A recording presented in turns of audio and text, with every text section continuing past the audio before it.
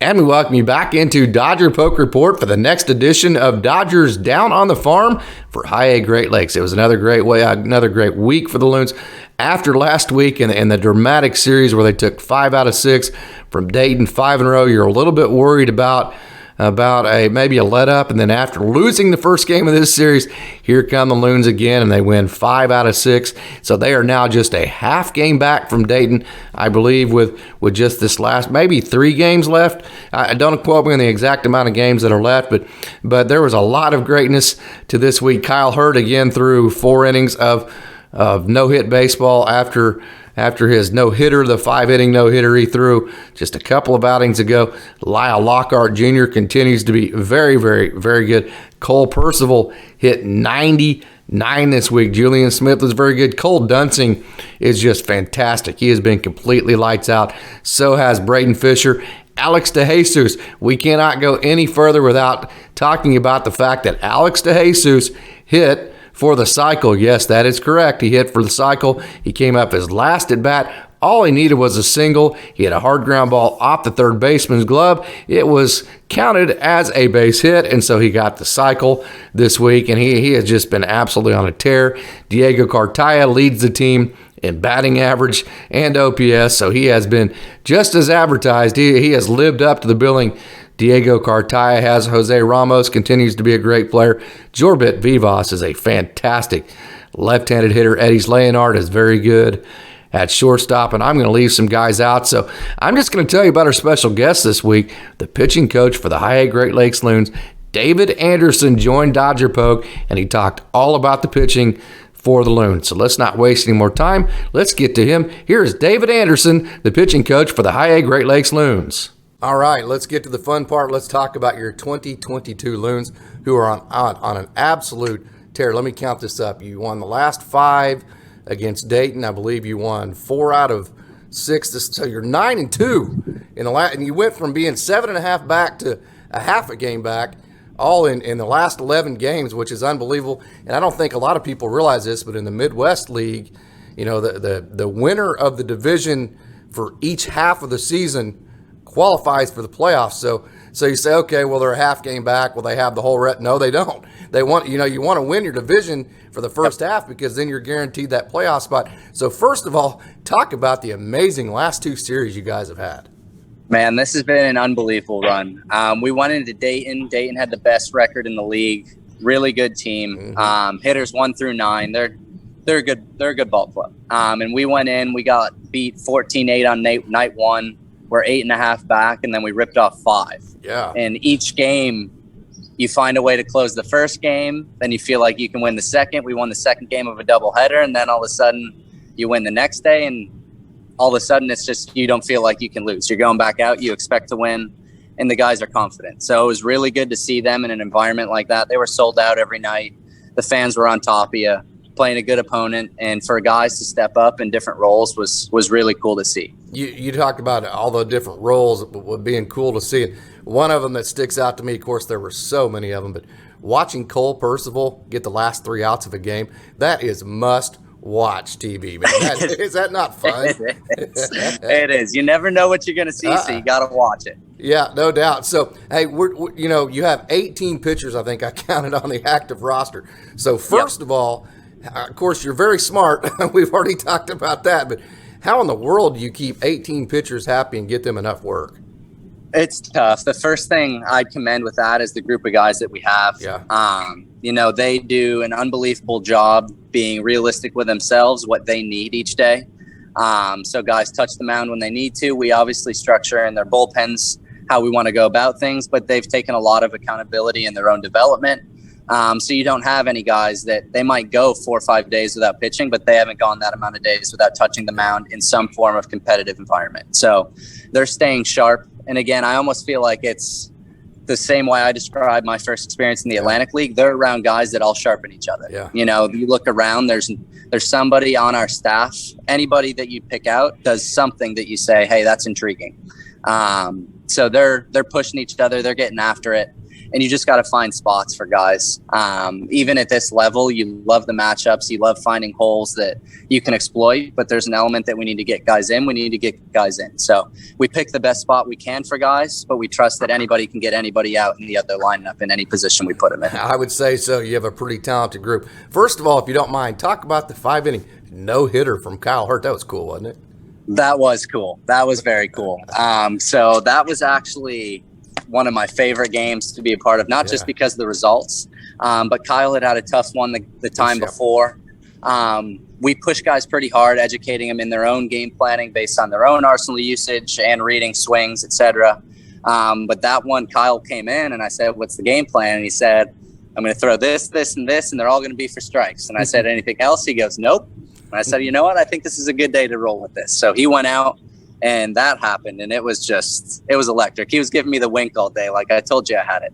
Yeah. 91 mile an hour slider, man. That's pretty impressive stuff. That's quite the right arm for him. Hey, also the return of Carlos Duran. That's exciting. That's also exciting. Carlos is so talented, so gifted. He's got so many weapons. He's a 6'7" frame that moves like you'd expect a 6-foot shortstop to move. So he's got a lot of ways to get things done. Power sinker, slider's unbelievable. Changeup's really good. So he's got a bright future. Unique motion too, doesn't he?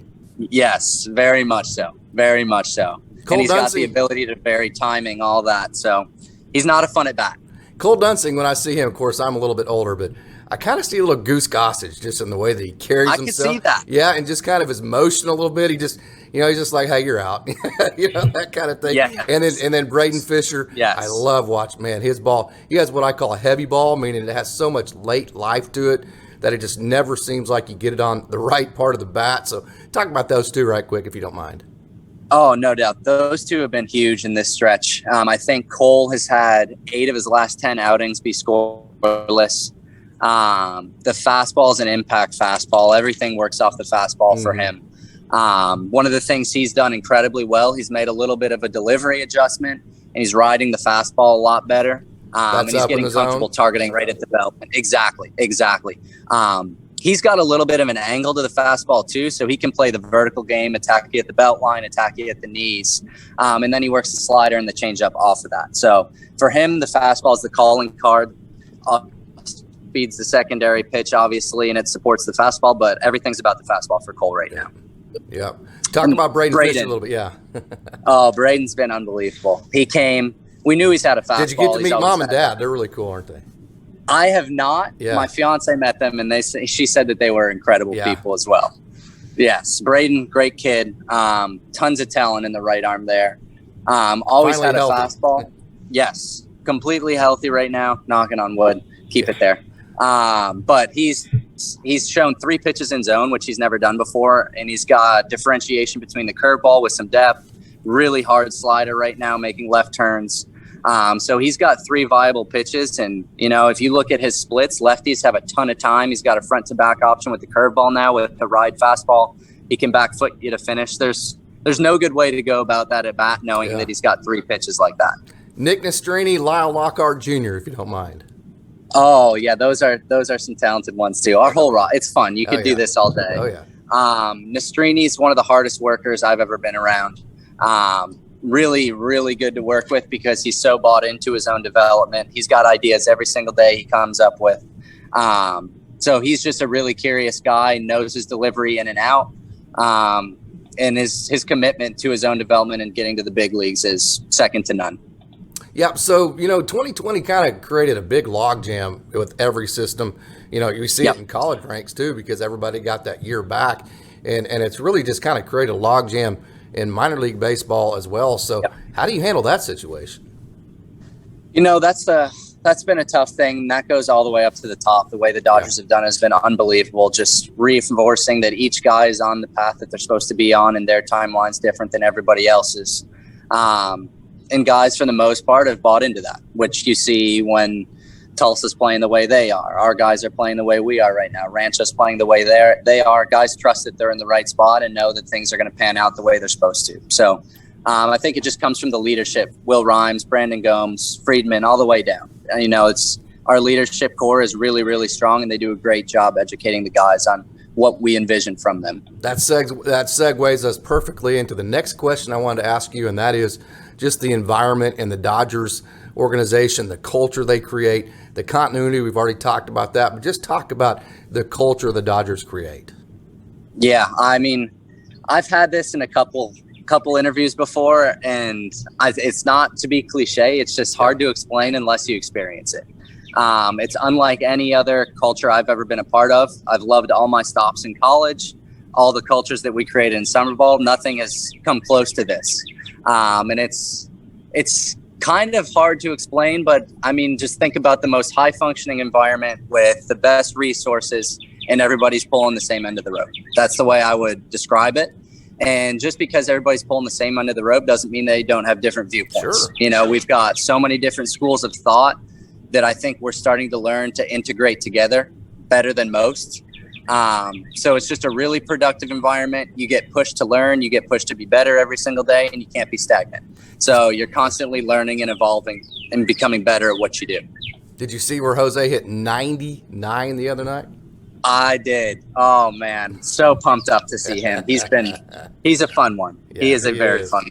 Yeah. Hey, David, I appreciate your time. I've taken a whole bunch of time on the busiest day. This is your one off day, and I'm sure it's the busiest day of your week every week. So I appreciate you carving out so much time for me here at Dodger Poke, and this is going to be part of the Dodgers Down the Farm podcast for the Great Lakes Loon section of that. And I know that Dodgers fans are really going to enjoy getting to hear from you again. So thank you so much for carving out time for Dodger Poke Report.